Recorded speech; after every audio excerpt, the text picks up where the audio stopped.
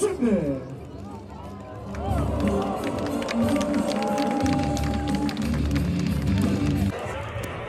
айының 29-ында Түркия Республикасының құрылғанына 100 жыл болады. 100 жылдық мерейтойға дайындық өте ауқымды жүргізілуде.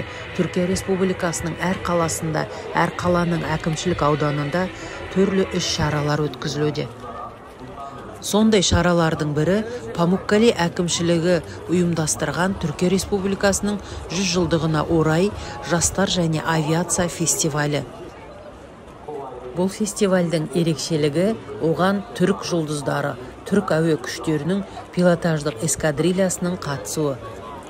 Түрік жұлдыздары атты Түркияның ұлттық пилотаждық командасы Коня қаласының әуе базасында орналасқан. Түрік жұлдыздары 1992 жылы құрылған болатын. Күрделі маневрларды сәтті орындаған түрік ұшқыштарына көрермендердің ықыласы зор болды.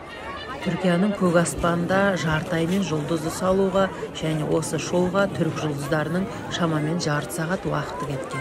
Денизли қаласының Памуккале ауданына жиналған мыңдаған жұрт түрік жұлдыздарының шоу көрсетілімін өзінің ұялы телефондарына түсірумен болды.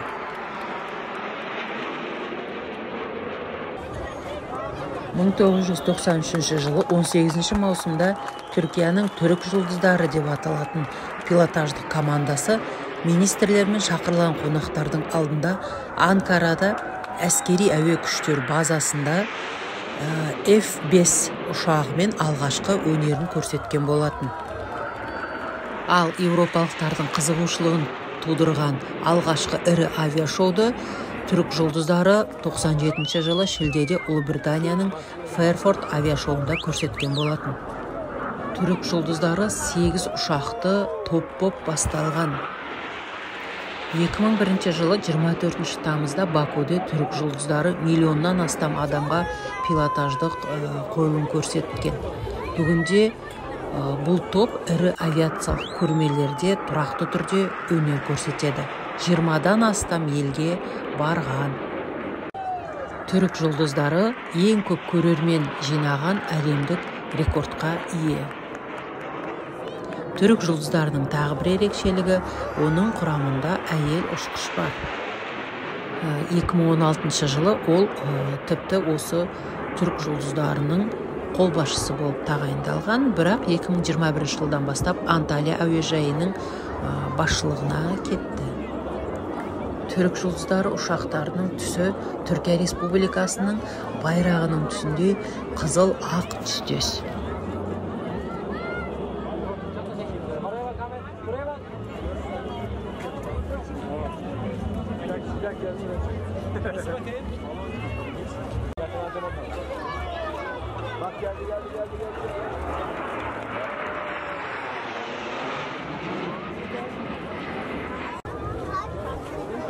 Тура қазір түрік жұлдыздары аспанға жүрек бейнесін сызуда. Жиналған жұрттың қуанышында шек жоқ. Түркия Республикасы мен Түркия ұшқыштарымен мақтанамыз. Өзіміз өте қуаныштымыз. Керемет шоу болды, керемет көрсетілім деп қуаныштар қойнына сыймаған білдіріп жатты. Осылайша Памуккаленің аппақ травертиндері Түркия Республикасының 100 жылдық мерейтойының куәгері болды. Ал мына бейнеде тағыда бір Гүмішхане әкімшілік ауданының Түркия Республикасының 100 жылдығын тойлауға арналған іс-шарасынан көріністер. Бұл бейнеде көздің жауын алатын, күздің сан түрлі бояуымен безендіріліп тұрған өрмекші орманын көреміз.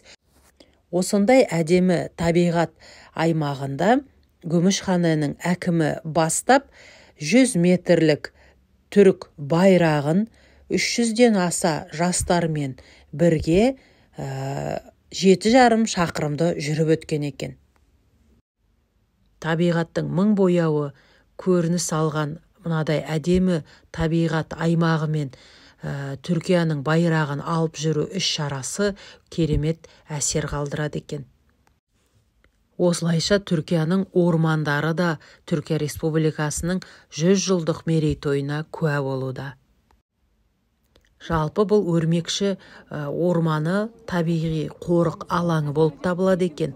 Бұл орманда мыңдаған жүздеген жылдар бойы өсіп тұрған сирек кездесетін ағаштар мұражайы бар екен. Түркияның маңызды аралас ормандарының бірі.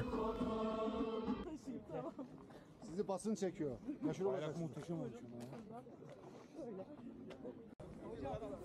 Осы өрмекші орманы орналасқан қала Гümüşhane деп айтылады екен. Түрік тілінен аударғанда күміс қала. Оның себебі кезінде күміс қаланың маңынан күміс өндірілген екен. Күміс кен орны болған екен.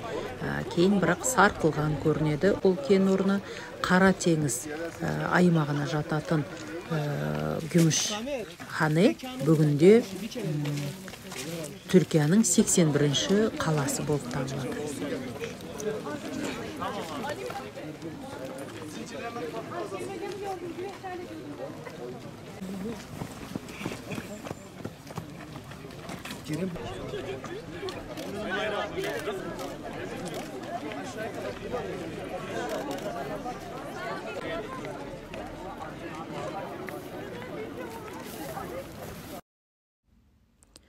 Күздің ерекше пейзажында осындай атаулы шараға қатысқан жастардың да арманы жоқ шығар.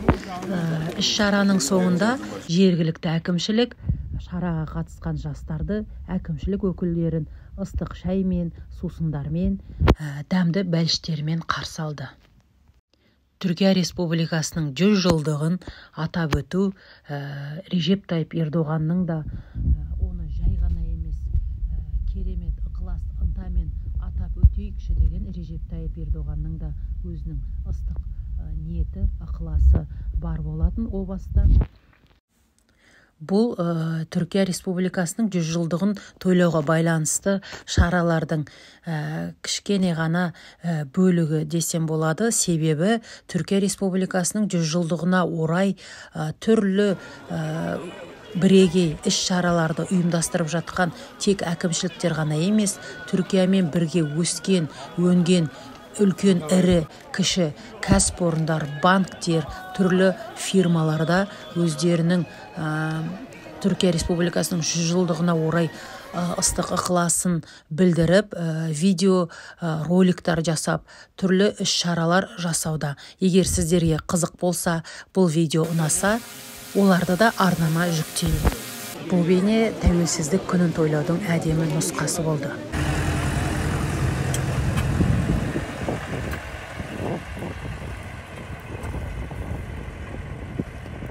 Бұл бейнеде Түркия Республикасының орталығында орналасқан Yozgat қаласының шаруа фермері өзінің егістік алқабында Түркия Республикасының ай жұлдызды байрағының бейнесі мен Түркия Республикасына 100 жыл деген жазуды жазды.